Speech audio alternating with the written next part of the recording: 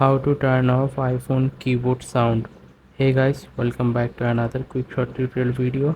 In this video we are going to learn how you can turn off the keyboard sounds on your iPhone. It's a very easy and simple process. To learn it, you have to watch this video till the very end. So first of all you need to do, you have to open your iPhone settings.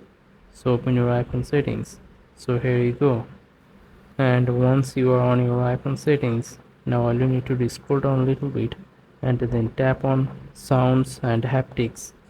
And guys, after watching this video, if you think this video is useful, then don't forget to like this video and subscribe to our channel. And now scroll down and tap on keyboard feedback, and here you'll get two options. One is sounds and another is haptic. So you have to disable this toggle and we are done. From now on, your iPhone keyboard sound has been turned off. I hope you understand the full process. If you think this video is useful, then don't forget to like this video and subscribe to our channel. Goodbye.